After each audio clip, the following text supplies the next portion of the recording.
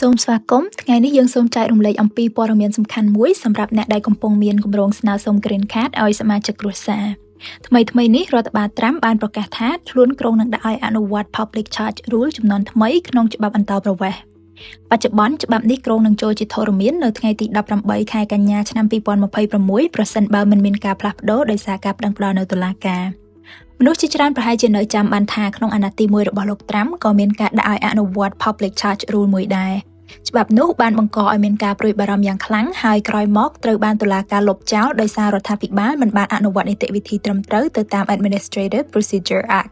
ក្នុងការចេញបទបញ្ញត្តិមួយនេះឥឡូវនេះរដ្ឋបាលបានដាក់ស្នើច្បាប់ថ្មីម្ដងទៀតហើយលោកមេធាវី Louis Haskell បានបញ្ជាក់ថាលោកមិនអាចអធិប្បាយបានថារដ្ឋាភិបាលបានអនុវត្តពីនីតិវិធីច្បាប់បានត្រឹមត្រូវឬក៏អត់នោះទេហើយលោកក៏រំពឹងថានឹងមានការប្តឹងជំទាស់ច្បាប់នេះនៅតុលាការផងដែរបើទោះបីជាយ៉ាងណាក្តីច្បាប់ដែលបានស្នើថ្មីនេះមានលក្ខណៈស្រដៀងនឹងច្បាប់កាលពីអាណត្តិទី1របស់លោកត្រាំហើយនៅក្នុងចំណុចខ្លះវាអាចនឹងមានលក្ខណៈតឹងរឹងជាងមុនទៅទៀតកាលពីមុនច្បាប់បានបញ្ជាក់យ៉ាងច្បាស់ថាកម្មវិធីជំនួយសាធារណៈណាខ្លះត្រូវបានយកមកពិចារណានិងកំណត់រយៈពេលនៃការប្រើប្រាស់អត្ថប្រយោជន៍ទាំងនោះ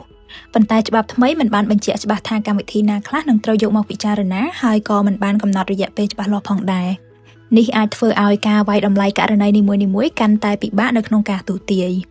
លោកមេធាវី Louis Haskell ក៏បានលើកឡើងដែរថាអត្ថប្រយោជន៍មួយនៃច្បាប់ដែលអនុវត្តកន្លងមកគឺវាមានស្តង់ដារច្បាស់លាស់ក្នុងរយៈពេលជាង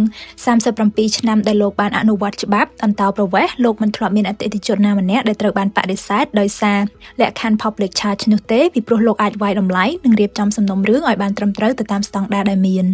ប៉ុន្តែប្រសិនបើច្បាប់ថ្មីចូលជាធរមានការវាយតម្លៃអាចផ្ដោតកាន់តែខ្លាំងលើស្ថានភាពរបស់អ្នកដាក់ពាក្យផ្ទាល់ដូចជាកម្រិតនៃការអប់រំបទពិសោធន៍ការងារជំនាញនិងសមត្ថភាពក្នុងការផ្គត់ផ្គង់ខ្លួនឯងនៅសហរដ្ឋអាមេរិក